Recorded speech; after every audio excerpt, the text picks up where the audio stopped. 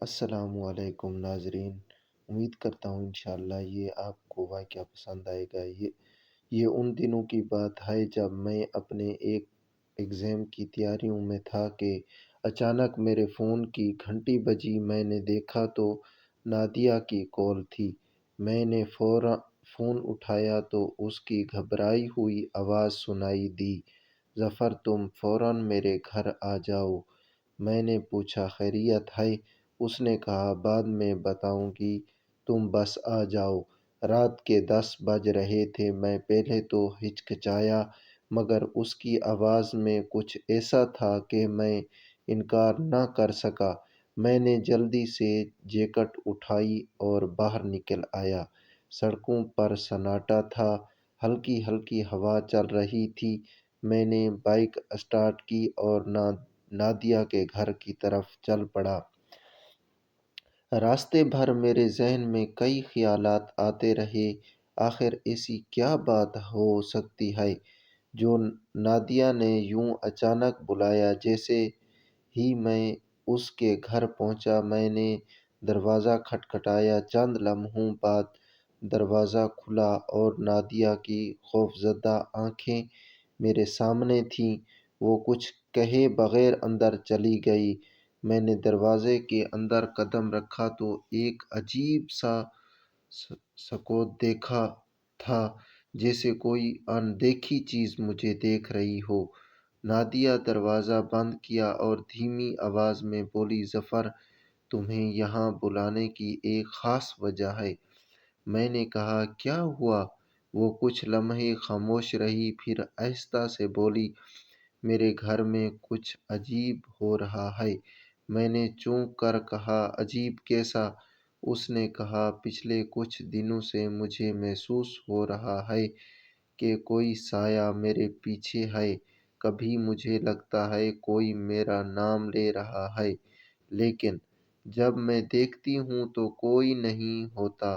میں نے مسکرا کر کہا نادیہ تم زیادہ سوچ رہی ہو، یہ سب تمہارے ذہن کا وہم ہے۔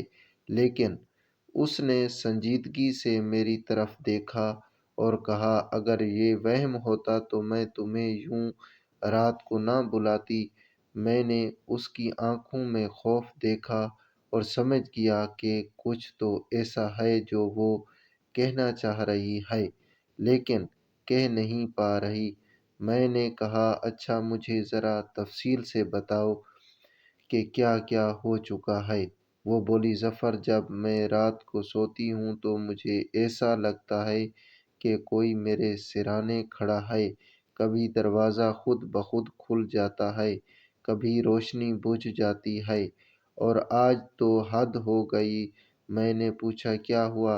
وہ بولی آج شام میں اپنے کمرے میں تھی کہ اچانک آئینہ خود بخود ہلنے لگا۔ میں نے سمجھا شاید ہوا ہے، لیکن پھر آئینے پر کچھ لکھا ہوا نظر آیا، جیسے کسی نے ناخن سے لکھا ہو۔ میں نے قریب جا کر دیکھا تو لکھا تھا میں آ رہا ہوں۔ میں یہ سنتے ہی چونک گیا اور پوچھا تمہیں یقین ہے کہ یہ سب تمہارے سامنے ہوا؟ اس نے سر ہلایا اور کہا ہاں، میں نے سب اپنی آنکھوں سے دیکھا۔ میں نے گہری سانس لی اور کہا ٹھیک ہے، میں تمہارے ساتھ یہاں رکوں گا اور دیکھوں گا کہ کیا واقعی کچھ ہے یا نہیں۔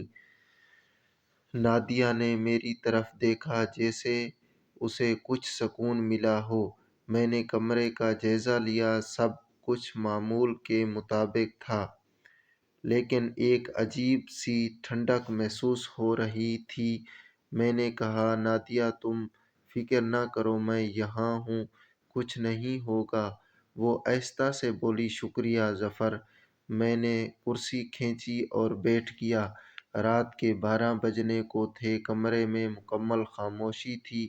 نادیہ اپنے بستر پر لیٹ گئی۔ میں نے کچھ دیر کتاب پڑھنے کی کوشش کی مگر دل نہیں لگ رہا تھا۔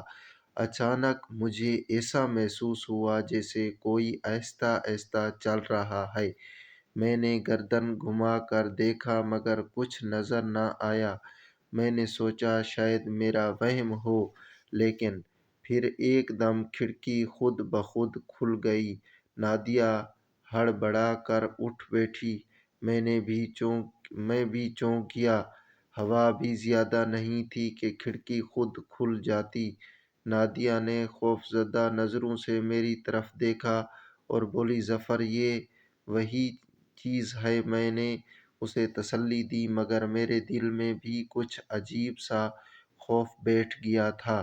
میں نے کہا کہ نہیں، بس وہ ہوا کا جھونکا ہوگا، مگر دل میں گمان کچھ اور تھا۔ رات کا پہر گزرتا گیا مگر اس کے بعد کچھ نہیں ہوا۔ صبح ہوتے ہی نادیہ نے مجھ سے کہا، ظفر، کیا تمہیں لگا کہ واقعی کچھ تھا؟ میں نے کہا، دیکھو، رات کو کچھ چیزیں غیر معمولی ضرور ہوئیں، لیکن ہمیں جلدی نتیجہ نہیں نکالنا چاہیے۔ وہ بولی، مگر میں پچھلے کئی دنوں سے محسوس کر رہی ہوں کہ کوئی سایہ میرے پیچھے ہے۔ میں نے کہا، اچھا، میں کسی جاننے والے مولوی صاحب سے بات کرتا ہوں، شاید کوئی روحانی مسئلہ ہو نا۔ نادیہ نے سر ہلایا اور کہا، ٹھیک ہے، مجھے نہیں معلوم کہ یہ سب کیا ہے، لیکن مجھے ہر وقت ایسا لگتا ہے کہ کوئی میری حرکات کو دیکھ رہا ہے۔ میں نے اسے تسلی دی اور وہاں سے روانہ ہو گیا، لیکن میرے ذہن میں وہ رات گردش کر رہی تھی۔ کیا واقعی نادیہ کے ساتھ کچھ ہو رہا تھا یا یہ سب محض اتفاق تھا؟ مجھے اس بات کا جواب جلد ہی ملنے والا تھا، کیونکہ اگلی رات نادیہ نے مجھے پھر کال